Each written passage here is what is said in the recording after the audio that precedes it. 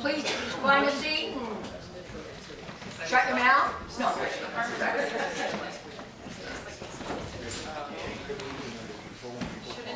Nobody will be able to hear you. We want it out for the people. Yeah. Okay. All right. Thank you all for coming. My name is Andrew Cushing. I'm the chair of the Grafton Library Trustees. With me and up here at the kind of the head table, Deb. She serves as our secretary of the trustees. Karen Johnson as our treasurer. Elena Bergamini is the president of the Friends of the Grafton Library. And Jessica Cook from Eagle Pond Studio is our architect. And then also we're going to have Mike Duffy here from Verizon's engineering. So we're going to explain a little bit about the process and the project. We're going to go through the large outstanding grant application that we're relying on to fund this library project. And then Jessica is going to walk through some early drafts and some schematics about what the library could look like. We're going to have everyone hold all their questions till the end, but if you do have burning questions, we have note paper and pens and pencils up here, and you're free to tap them onto we have the drawings in the back. And then also there's coffee if you need some caffeine in the afternoon, and then some snacks on the side. Am I missing anything? Some people. But We are missing some folks.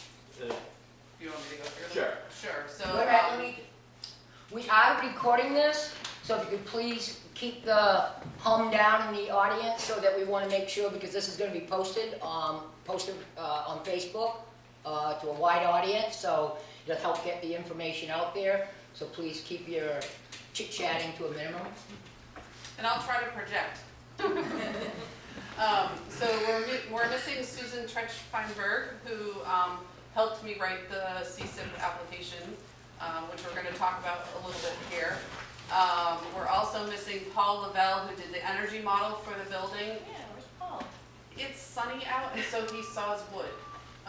That's what he does on sunny days. And we're missing Bob Center, who is going to be helping on the project. I don't see, unless I missed him. And potentially Mark Phelps, who's winning construction. He's in Florida. He's in Florida. Yeah, we'll let it go. He did tell me I owed him some things on Saturday when he gets back. So in today's session, we're going to talk a little bit about what Fogel is and what we do, what we can't do, the history of how we landed at the barn, the criteria for the CSIP money, what had to go into the application, cost estimates for construction and operations of the library once it's in place. Hey! Hello. How are you? Very well. Good. Is that Aaron? That's Aaron. You should introduce Aaron her. Allen is a timber framer who dismantled the barn Hi, everybody. and is currently holding our barn. We're going to talk a little bit about the programming that the library has been running and proposed programming for this project. Architectural designs by Eagle Pond Studios. We're going to review that, where to get more information, and then we'll do a question and answer. I like to run tight meetings, so we'll see how this goes, but I'm aiming for an hour and like 20 minutes of question and answer. Afterwards, there's 2 posters on the back table with sticky notes that we're encouraging people to give their comments and questions on those posters with the stickies. It's something to do. So let's dive right in. Fogel is a group of residents who formed in 2014 as a way to support a capital project without taxation. We knew that Grafton could not support funding a library on its own.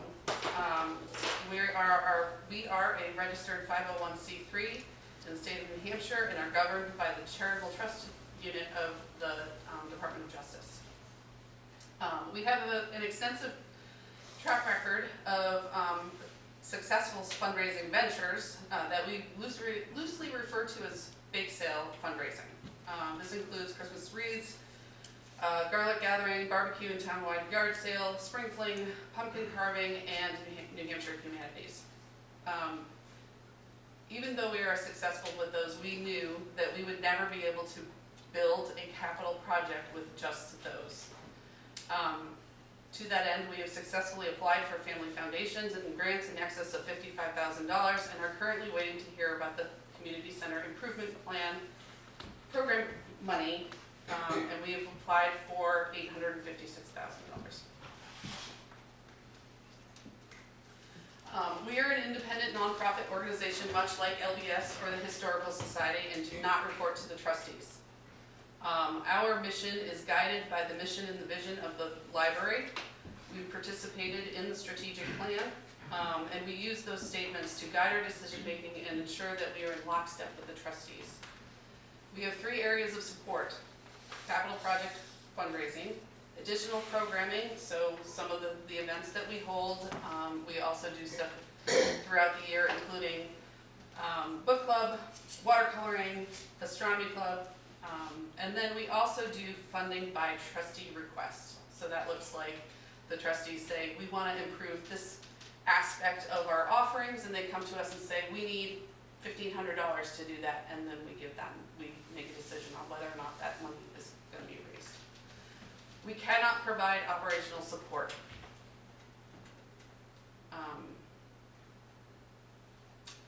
This is a semi-comprehensive history of the new library efforts. You can also find this on our website at friendsofgraftonlibrarynh.org. I'm not going to go through all of this. It's pretty easy to find this stuff. The highlights are that the town has voted to put money into the Capital Reserve Fund 3 times in the last 13 years, 14 years I guess now, because it's 2024. We were successful in getting the 2 Library Road lot donated to the town. We paid for architect plans to test the ability to move the old library to the new lot. And we purchased the barn at the direction of the trustees.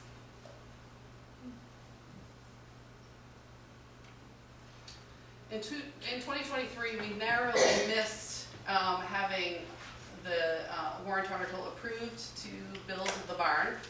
What we heard as complaints and detractions from our plan was that they wanted to see the full plans. They wanted to see that the full project was funded, and that the warrant article protected the town.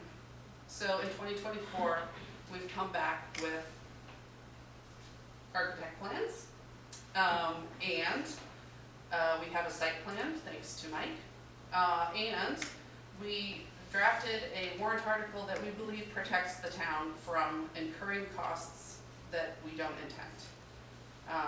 So we have secured 15% of the required match for the CSIP money. And this bottom part is important, that the article is null and void if the CSIP funds are not awarded. So if we don't get the money, it means that the town doesn't then also have to raise $800,000. So let's talk a little bit about the Community Center Investment Program. This money was given to the governor's office from ARPA funds, and the governor's office tasked CDFA to administering the funds. So there's, you can find this information on the CDFA website, so I'm not going to go through this too much, but now you know where to find it. CDFA defines community centers as being inclusive, open to the public, and foster a culture of health and well-being in the communities they serve. And they show a high degree of community support. They build partnerships and leverage other resources.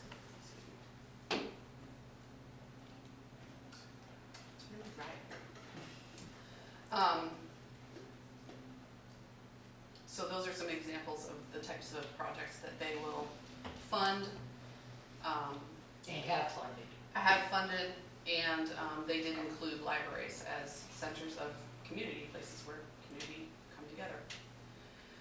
There are threshold requirements that we had to meet, including things like meeting the CDFA energy policy, securing the 15% matching funds, that the building be ADA accessible, and that we can demonstrate capacity and readiness for the project.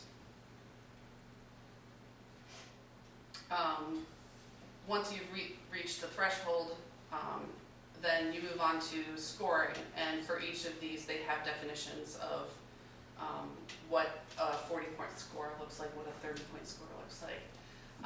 So for example, the community data as measured by the core data index, there's a definition in Grafton, comes into the category where we get scored a 30 because we're low income and rural.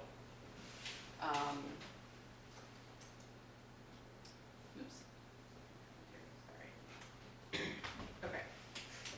So in designing this project and determining its feasibility, we needed to think about operational costs. It's, as an independent organization, we can't decide for the town that they're going to spend more on the new building than they currently do. So we assumed level funding. And we have a certain size roof that faces south. And so the question is, how many solar panels can go on that roof? We know that we need a certain amount of insulation. So what's our plug load? You know, we are open for 12 hours a week, and we cover 12 hours a week. So Paul did an energy model to put all of that information into determining if we could level fund this project. The shorter answer is yes, we can. But so all of these decisions go into a program that he enters and says, this is how many inches of insulation we have in the roof and the walls, and what type of glass and which way they're facing, and how much of the glass, and if I'm doing anything wrong, you can tell me. And so it just tells us a lot about how the building is going to perform. In my opinion, I'm also an engineer, in my opinion, some of the assumptions are really generous. The plug loads are really high, much higher than what we currently use. And what the model shows us is that given the solar that we have, given the environment that we're in, we can afford to have the building open 28 hours a week or more. So that's a minimum. So we take that information and, where did I go? Sorry. Okay.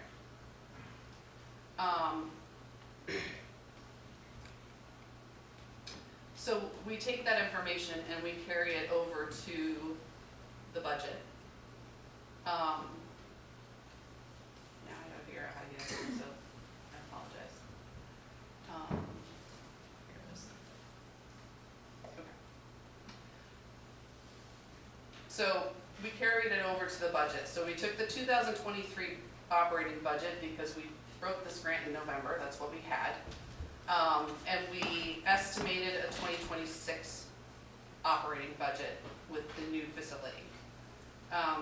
So we're going to talk about this top half first, and then this bottom half is programming, and we'll talk about that in a second. So heating, fuel, with this plan, the heating, fuel, electricity, and the porta potty rental and cleaning get zeroed out in 2026, because now we have a bathroom to us. We assumed all of the other things were level. So phones and faxes, the library staffing, media purchases. We didn't change the number of hours, it's 12 hours. You know, we put in some miscellaneous, but we increased the janitorial staff services because this is a much larger building with bathrooms, and we anticipate that maybe our director doesn't want to clean the toilets in her extra 2 hours a week. Am I correct? Yes, I think I am. So we scheduled in janitorial staff services. So the operations, just the way it is, the way it's used right now, is the same. And again, the reason that we decided that was because it's not up to FOGL to determine for the town that they're gonna spend more on this building. So let's go back to our thing, and we can come back to this.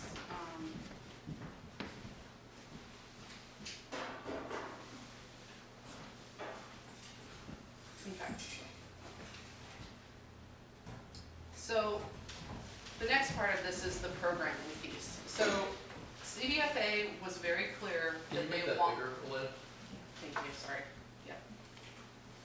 So CDFA was very clear that they wanted us to show that the building is gonna be used. What they don't want is a shell out there that they spent lots of money on, not doing the purpose they came with for. We already have a pretty robust set of programs, but they're once a month, once every other month. And so they're well attended, and we know they are successful, but it's not regular enough. At the same time that we were thinking about this,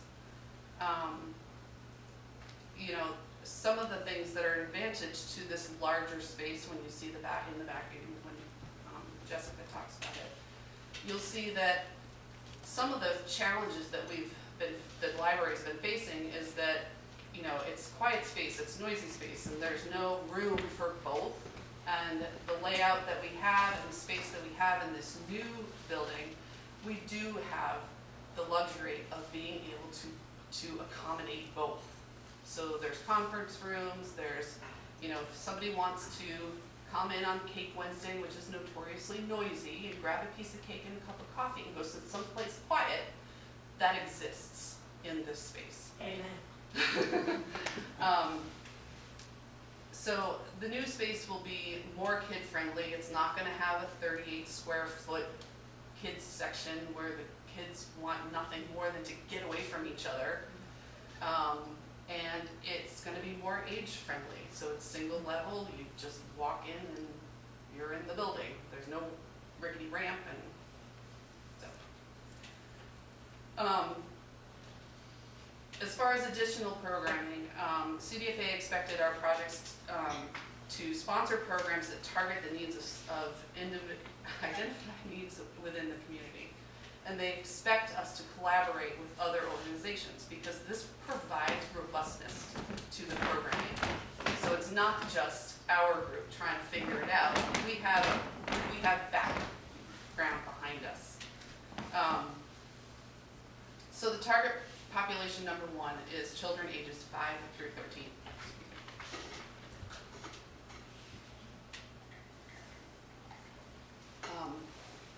For those of you who are on the Friends of Grafton Facebook group, you will see that parents are in a pain point with the 90-minute bus rides that some of our children have. It's too much. Even for kids who are neurotypical, 90 minutes, you can get almost to Boston in 90 minutes. So this has been a huge pain point for a lot of parents. We also learned during our strategic plan that a lot of children do not have places to do homework at home. And the superintendent tells us that Grafton has a very low participation rate in after-school activities because we're 13 miles at least from the schools, and you gotta pick them up at 5 o'clock when you're trying to get dinner on the table. And people have asked her to run an evening bus, and she says, I can't run all of Grafton at 5 o'clock and at 3:30. But if I had someplace safe that I could drop kids off that's centrally located and parents could drive 2 miles down the road, I would do that. So she is partnering, well, the district is partnering with us. The district has in their strategic plan to create more after-school programs and resolve some of the busing issues. So they are going to partner with us in this after-school program that we're proposing. They have a person who does grant writing to bring on staff like this, so they're going to help us write job description and the grants to pay for the staffing and materials for this program. And the bus.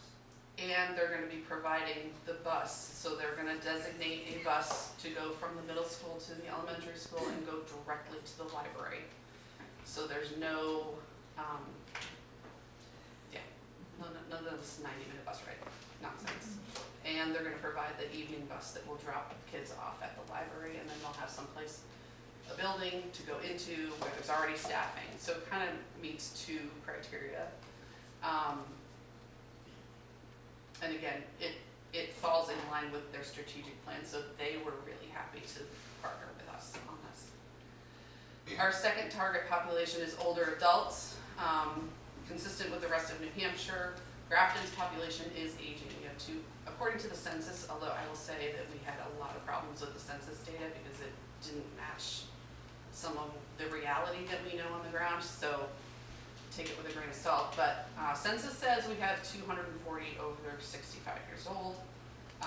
Social isolation has increased and is detrimental to both mental and physical health, and this is documented, well documented in the research.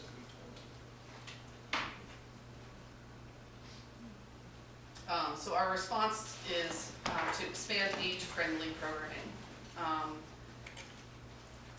Strong for Life exercise classes for all ages and abilities. Susan is actually a trained Strong for Life leader. Oh, punctuation line. We will have accessible areas to gather for coffee and conversation, and we're also proposing a memory cafe. It provides a stigma-free socialization for people experiencing memory issues and their care partners. Usually there's an arts and music aspect. The Mascoma Senior Center is excited to partner with us in this aspect. So again, we're creating this kind of bigger network to support the programming. And because we can be open for the 28 hours a week, it covers the operational cost for the after-school program and some of the extracurricular activities that we want. And because it's a bigger building with walls, we can actually have multiple functions going on at the same time, which we can't do right now. So let me go back to the finances for programming.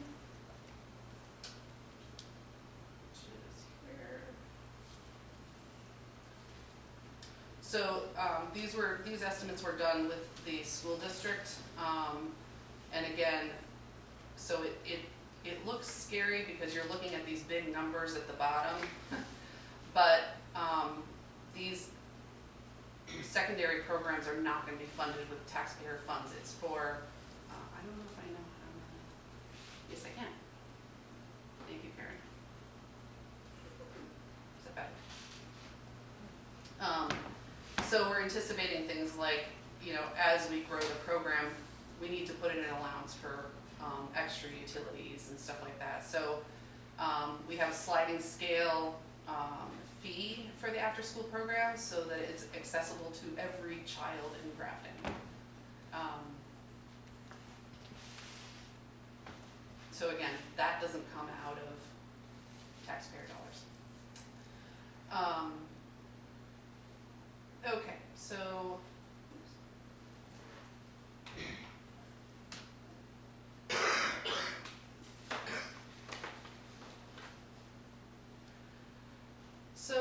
last but not least, if you want more information, so some of this information is going to be getting updated. So as we learn new information, if we find out that the director's salary isn't enough, we have to update this stuff so that we can continue to perfect it.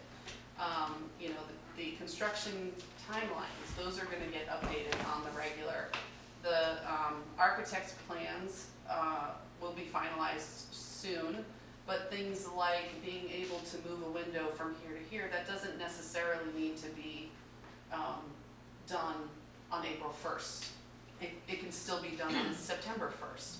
So as we update documents, there are only two places that we are updating.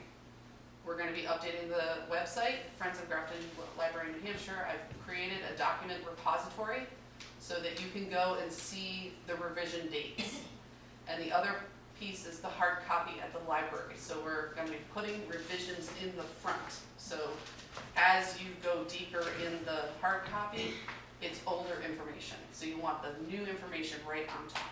So those are the only two places that we're gonna be updating. Anything else should be considered out of date. With that, it's your turn. Alright, do you need the... I'm gonna take my mask off. I've had a little cold this morning, but I'm surviving. So sorry you don't normally have half my face hidden, but I'm gonna get off the presentation so I think you can hear me better. And I will try to be fairly brief.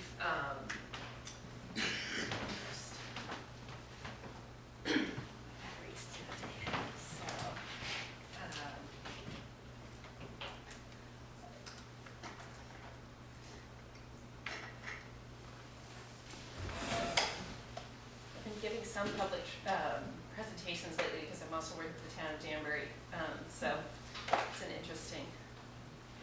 We're really lucky to have Jessica. She's been really such an asset for the team, so it's been nice.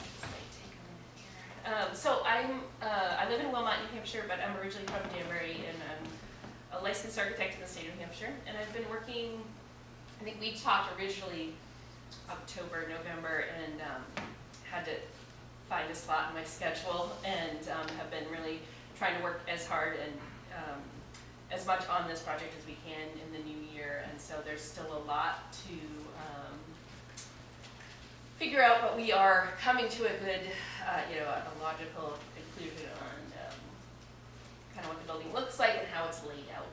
So, And I would like to remind everybody though that this is also part of the process, because we want the public to say, oh, I really don't like the way that's laid out, or give us ideas, because, she's the expert, but ideas are ideas, so. yeah, and they, obviously the committee has been working hard to get the project to a point where it was grant ready, and we did help with that a little bit. It was really joining the team is how we sort of helped, I think, the most. And then since then, we've really looked at it as a real project and how it makes the most sense. And I think one of the big goals for this project is, it's not even a goal, it's a requirement, is that the building has to perform really well. And so we needed to think about orientation and layout. So this is just sort of a cover sheet, and these were some, just on the top, it's really just ideas from other libraries that we pulled to give you guys a sense. I'm sorry, I'm gonna be drooping as well. It's really hard, I know. Normally I bring cough drops, but I thought I was out of that, but anyway. And then in the bottom, it's sort of just the different events that I've noticed and been to and then talked about in different spaces that would support the library, which I think we talked a little more in depth about, so the building supporting that. And then that is the existing timber frame when it was standing, and we have to figure out how to make that shell, the frame, work in the new building. But also the value that frame is going to bring to the building. And so you can see down below just sort of the really nice, wooden glass, and how it could be a benefit architecturally as well as structurally. And then there's some other ideas we have about solar shading that will be important in the summer. So we have to think about all 4 seasons and how the building's going to perform in that way. And then one precedent that I've driven by quite a bit but never stopped in, and although Steve had said you've got to stop in now, which I probably will, is the Gilmington Library. So in Gilmington, New Hampshire, they did a similar process. They took an old barn frame down and then they rehabbed it into a new library. So that was, these are really helpful photographs to see. I think it was helpful for the community to see that as well. So some more precedent buildings that we looked at. And then this is sort of the zoomed out version of the site. So this is the new location for the library. This is the old library. the fire and town clerk historical study, so kind of see, helped us orient ourselves too about how this fits into the kind of downtown of Grafton.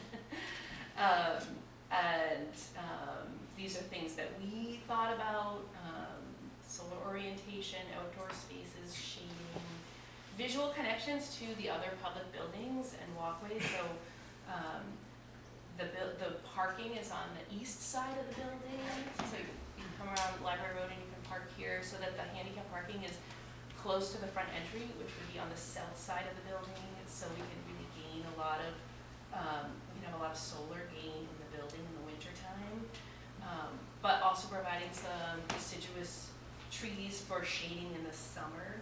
And then there is a west-facing entry to the building, so that if you are in this part of town, you can walk to the library. And then also planning for outdoor spaces, the green space for different. I've been to the Garlic a couple of years ago, which was like really fun for me. And then so I saw that, and then just some future planning for. I think the landscape would end up being a phased thing, but we wanted to show kind of the master planning of everything.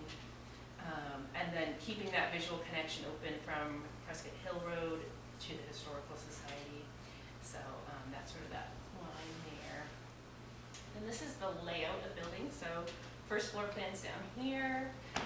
We tried to use some colors, so it's just a little more clear at how things sort of interacted together. And so you come in this south entry, there's a vestibule where it's, an airlock so that you're not letting all the cold air into the building. And then there's the librarian's office and the circulation desk. So in this part of the building, this diagram kind of shows that there's, in the timber frame itself, there's an open part to the timber frame. And so as you come through here, the loft is on this side, and then when you come in, it'll be open. So the circulation desk is part of that open space, and there's a lot of, there's views down to the other exit, there's views all across the building. So that person is really sort of the central piece of the whole building. There's a lot of views, so that the person working there can really see most of those spaces, other than the ones that are totally walled off. The children's areas on the south side, we're showing some blocking with bookshelves that could be more or less open, but it's sort of contained in itself, but not completely closed off from the overall spaces. The blue spaces are the stack spaces, and we've discussed having those be movable, secured when they're in place, but movable if needed. The space off of the circulation desk is sort of the first place you can come. You can pick out a book, you can sit, 2 people can sit together, you can have a bigger group sitting together, so it's really flexible seating space, a little coffee area, and then this room is a quiet room. The door can be closed, you can have certain activities in there. That also has a little sink area with some kitchenette type items, and then of course the required, a lot of stuff's just required sizing, but required bathrooms, a janitor's closet with a mop sink, so stair that goes up and into a bigger conference room, but that we kind of see it being used multiple ways.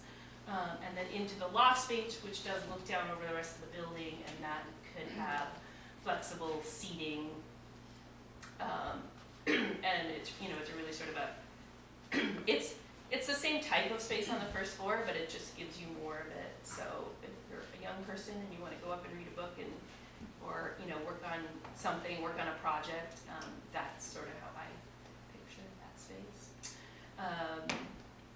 These are the kind of design elevations that we worked on. So we were really trying to be thoughtful about putting as much glass on the south side as possible, and then limiting it. So this is south, but you can see solar panels on that side, and then limiting the glass on the north side, but keeping some of the historic ideas about the original barn structure. So you're seeing some doors that were originally part of that, and then east and west. So the west is showing that secondary entrance, and but these were really to study the elevations to figure out where we wanted to put glass. So they were done by hand. And then this is sort of the updated three-dimensional model that we were able to produce. And this is really still in, I would call it schematic design, but we are very quickly getting into a development set so that we can really go back to the contractor and say this is exactly how we want to build the building. So we'll use that as that tool, but this will also be developed. But this also, we were able to put in some figures and cars and trees so you can get a sense for how the building kind of fits into the landscape. This is the north, so that was the south side, so that's showing the entry and the parking over here. And just how you circulate around the buildings. I think the outdoor space is, is important too. And then the north side, I think one thing we thought about when we figured out orientation was like, oh, this is just an interesting kind of square pattern. So that even though this doesn't have a lot of glass, you could use other items. Like I think we had a barn quilt shown here just to make the building more interesting or fit in the context. It's vertical board siding with a metal roof and really high performance glass. That's where you need to make the building perform well anywhere. We're adding glass. There's a big benefit internally because you get nice natural light, but you also have to make sure that building is going to perform when it's like -10 outside. So, and then the interior views. This is from if you're sitting in the circulation desk, looking at the stats and looking up into the loft. These are really generated from the model, so at some point we may end up doing just like a nicer rendering, but I think this gives you the idea of what the interior feels like. It's showing the timber frame. This is the children's area. We're sort of, maybe there could be some use of color in certain specific areas. This is that gathering table with the stacks, and this is the glass on the north side to gain some even natural light in that space, and then up on the loft. Let's see if I have any more page. Maybe that might be the last page. So I hope I didn't go. I hope that was okay. I hope I covered everything. There's a lot to it. Buildings are as simple as you try to make buildings. They are complex. And so I'll try to answer some questions. There's certain things that we don't have totally resolved yet, but we will be getting there. So. Thank you. All right, so we're gonna do questions. I would like somebody to write down what the questions are, because I can do that. there's a good chance that we'll need them for the website.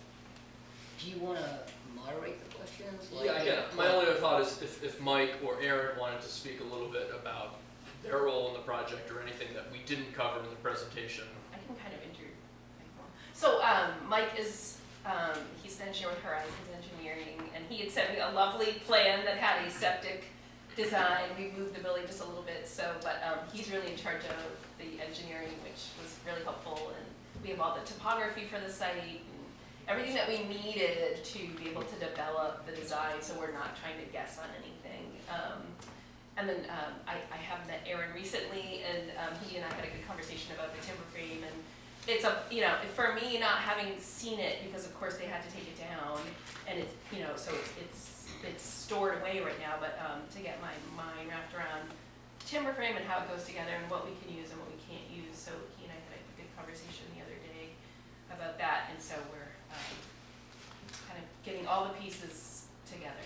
So This project is extremely fortunate to have such skilled people in town who are donating their services. Horizons has been very Yes. generous. So Mike has donated all of his time and put up with all of our nonsense, and they're offering a structural engineer also, which is just so nice, and Paul did everything for free, and it's just been, a little poetic that it's a barn, and it's like we're raising a barn, and it's that it kind of gets back to, so I really love that aspect of it. But anyways, Yeah, and there's other contractors who have also given us yeah. a break, and that we can use towards our 15%, the in-kind funding, Bob Center, and I believe the cement guy will be too. That's amazing. So, And, yeah, and I should also add, just for some background too, that the barn itself is from the Hardy Hill portion of town. It's from West Grafton, which I think symbolically was important to us too. We want, sometimes West Grafton feels like it's out on their own. We want to try to unify the whole town. For as best as we can research, we think the barn is from about 1812. It was built by the Tewksburys, maybe a cousin to the Tewksbury Pond folks. It's what we call a double English barn, which makes it actually fairly rare. Aaron, you can probably speak more to that framing and how it's significant. Well, I'm thinking you might be more well-rounded than that. So every barn was pretty much built for the area of it's where it was generated, where the builders were that moved into the area. So my part of the project was to take the barn down and restore it. So our plan is to use in-kind timber. So anything that's compromised, i.e. rotten, we're going to replace it with new pieces of lumber that are locally sourced. And the purlins, I don't know if you noticed, some of the purlins are only 2 inches in diameter at where they land on the rafter sets. So the architect and I have come up with a plan that we're going to make it a little bit more structural, so it meets today's standard snow loads, even though it's been standing since 1812. Yeah. And it was still, the only reason why some of the parts became compromised is because the roof wasn't kept up. wait, that's not it, is it? Yes. So if you're looking at the east wall here that was conventionally framed in, we're going to replace that with all new timbers. And then that was the south, so this is east end again. But so some rafters were compromised, the old barn, but it's a great thing to keep in the community. I'm glad the group has set some money aside to at least save that. And no matter which way it goes with your community, I think in the end it'll be a wonderful asset. I'm hoping that it goes forward. One thing they didn't mention was an emergency. So if there was a natural disaster in town, I didn't hear that today, but the town of Orange we're getting geared up to have a natural disaster spot. So if somebody's house burnt down, they could house them maybe in the library for the weekend or something until they had a spot. And the state or FEMA's really looking for spots like that in your communities to give people a helping hand when necessary. Not that you want to make it a full-time thing, but if roads wash out, people can't get to their house, you could throw them up in your community building. And it'll work together for everybody's best interests.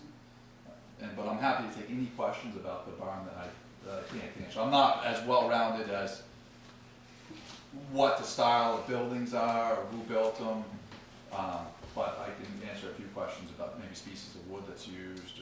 And just 2 quick questions. How long have you been doing this, and you done something like this before? Yeah, so I've been working on timber framing for over 20 years.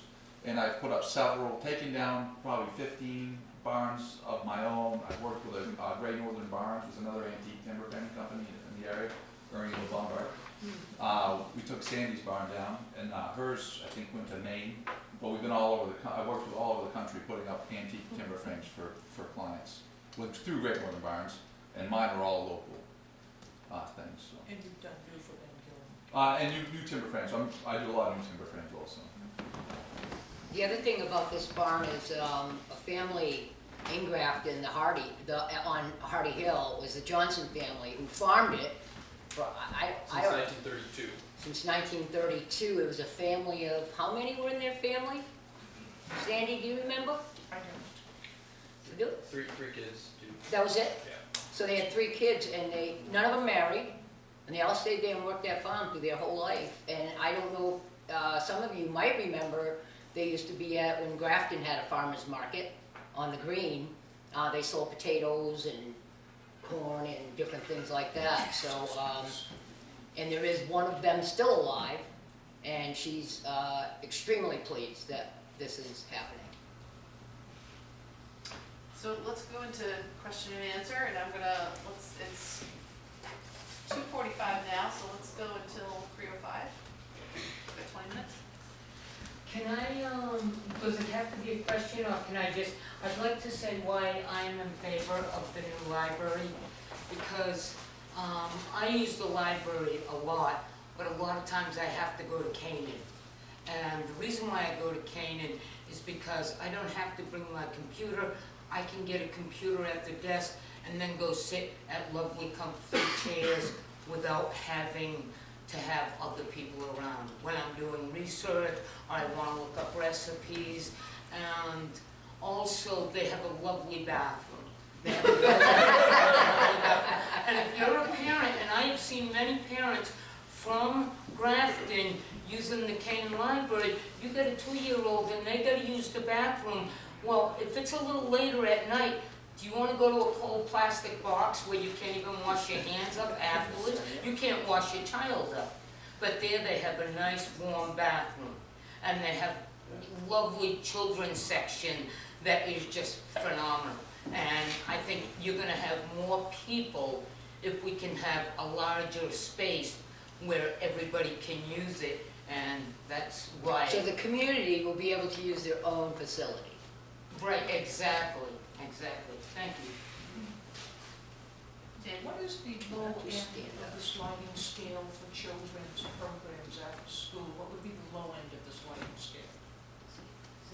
You know, children's programs, It's free. there's a cost. So we're doing a percentage, we're doing it by percentage, so it's, the percentage of them are free. Hold on. Oh, so the low end of the scale might be free? It's, yeah, no I'm glad cost. to hear that. Yeah, so we've That was my real question. Yeah, so we tried to base the fee structure off of CASP in Canaan. I don't know what it is now, do you say? No. So when Jenica was going there, it was like $10 a day, which was very reasonable for an after-school care, and we had to pick up at 5:30, I think it was.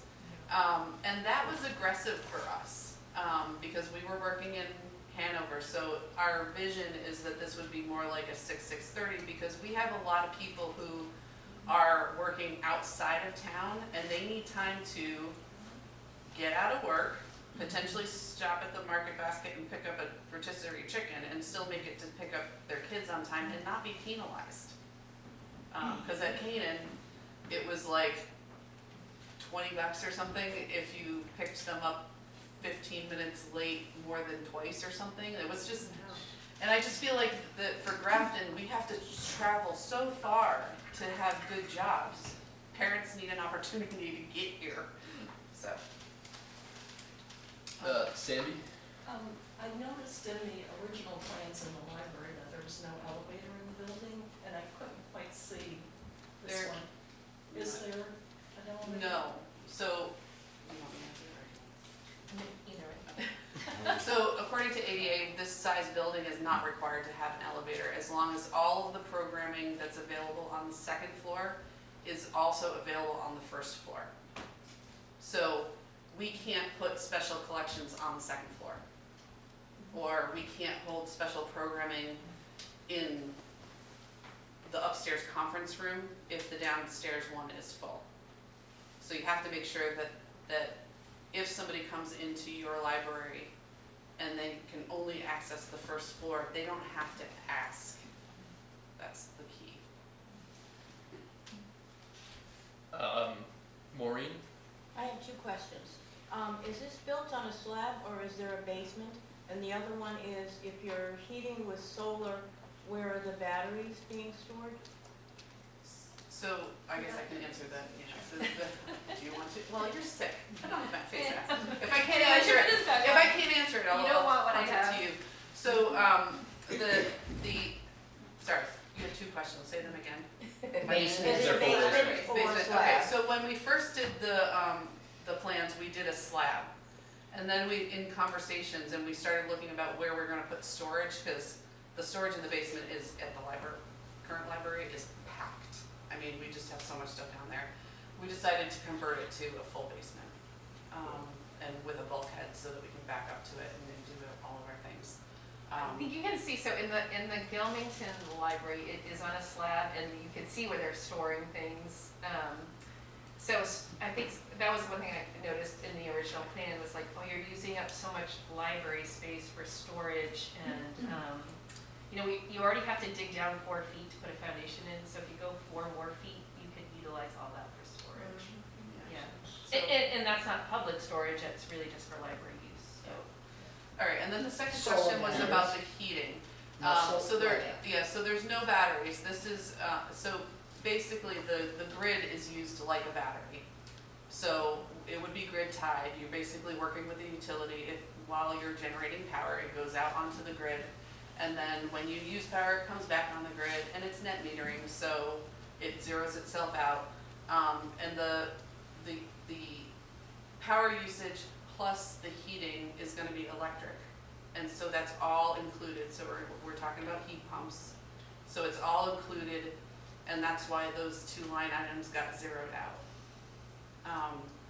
Our thinking is that, you know, again, so that's only 28 hours a week, because we have to, you know, during off hours, we set the temperature back. So all of those go into the models. If we were to say, okay, we wanna be open 35 hours a week because we've got this sweet building and whatever, we need to figure out, okay, now we apply for extra grants, put in extra solar panels, either on ground mounts or put a pavilion and whatever it is, to get us back to 0. And we are looking at possibly putting in a couple Tesla batteries for power outages in the cellar. Oh, battery wall? Huh? But that's not for this round. Yeah, I'm just saying. Yeah. It seemed to me so it would make sense to have the cellar accessible from the interior of the building, rather It than. is. Oh, yeah. Yeah. Yeah, it is, there's a stairway. Thank you. Back there. So, yeah, so you go up to the 2nd floor here, and then down into the basement here, and then, this isn't on this plan, but there is we did plan for a bulkhead on this side of the building. That's a little bit in development, get that shown on you.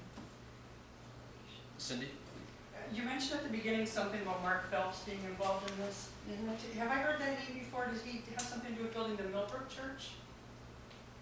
I don't know. No. We didn't do that. No, he's Winnie Construction out of Danbury.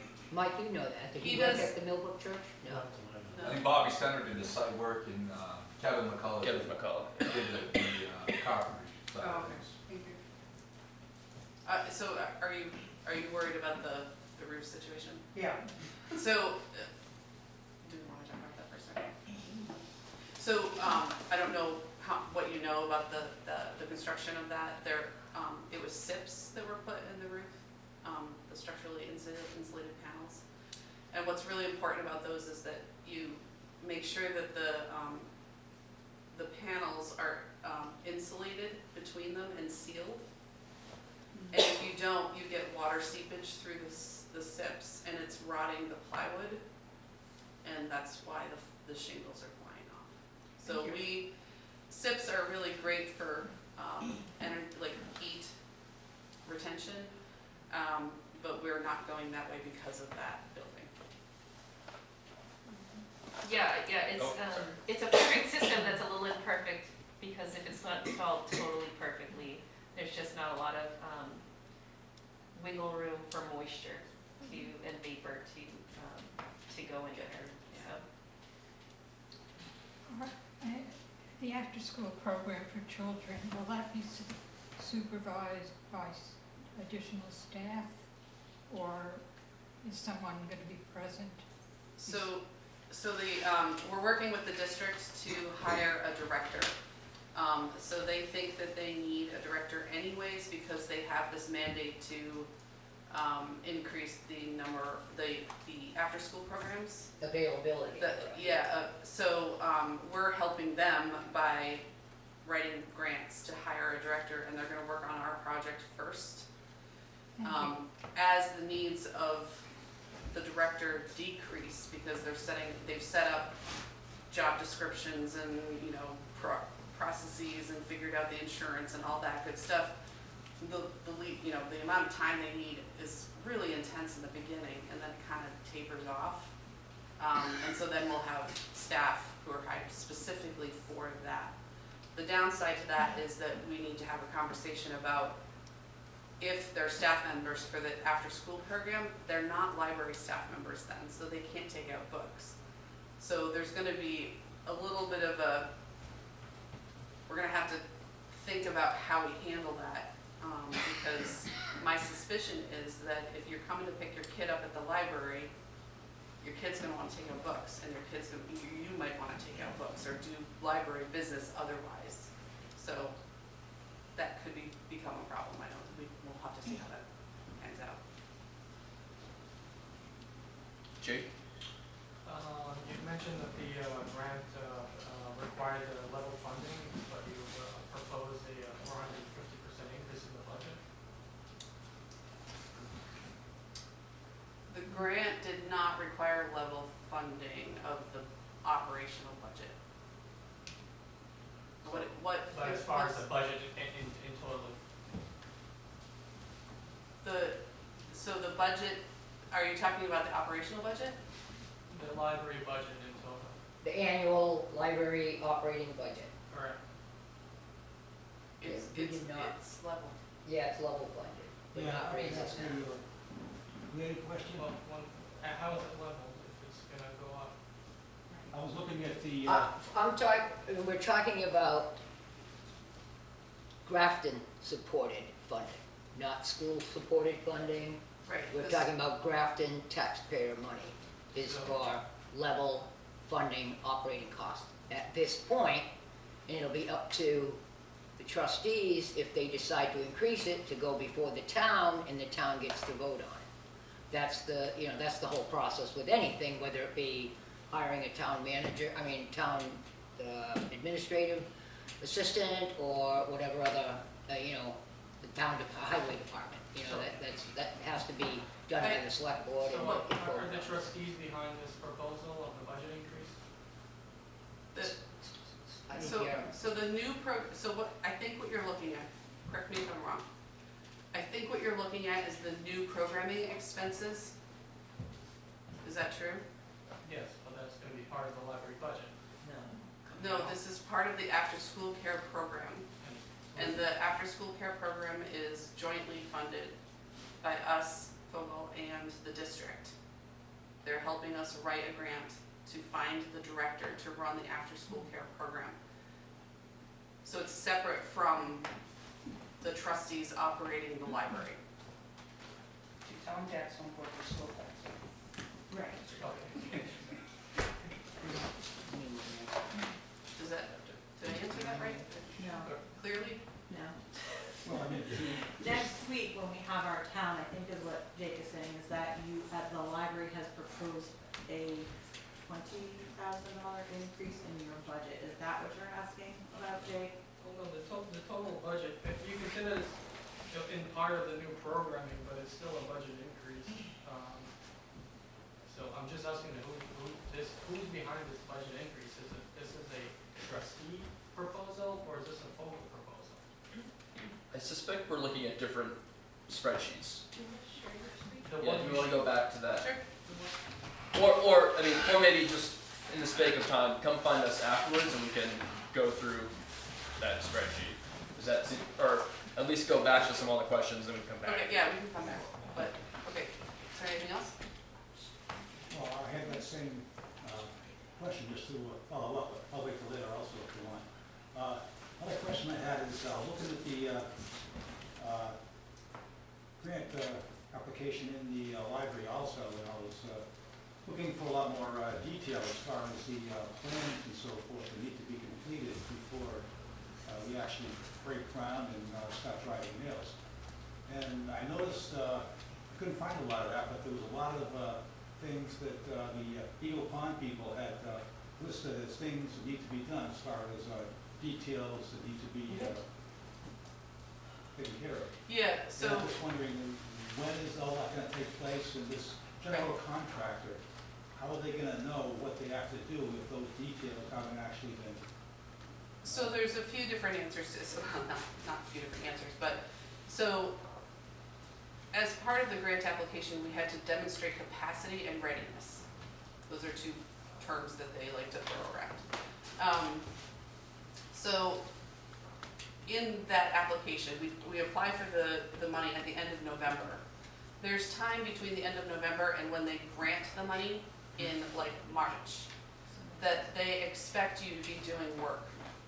which is what we're doing. And so we needed Jessica to say, yes, I am committing to making sure these happen before April 1st. The wild thing about this is that technically, if they give us the money, we have 6 months to break ground. But we only have 18 months to finish the project. So in my mind, I don't feel comfortable waiting 6 months because an 18-month turnaround with New Hampshire weather the way it's been, the labor market the way it's been is not a lot. So we proposed 4 or 5 different tasks that we're doing in the pre-award period, which includes finishing up the architectural plans, which we're doing now. Yeah, so this is sort of a presentation set so that you can see sort of how the building works and interior spaces, but there's a whole technical set of drawings that will come along with that, absolutely. And that's sort of, yeah, I didn't, they're sort of not as interesting to look at. They are for me, but it's harder to present that way, yeah. What the status of that is, what the plan. Yeah, so we are quickly trying to move this project into a real set of drawings that a builder can price and build from. And the award process that you mentioned, the time frame for that is? So they've told us that they hope to be done by the beginning of March.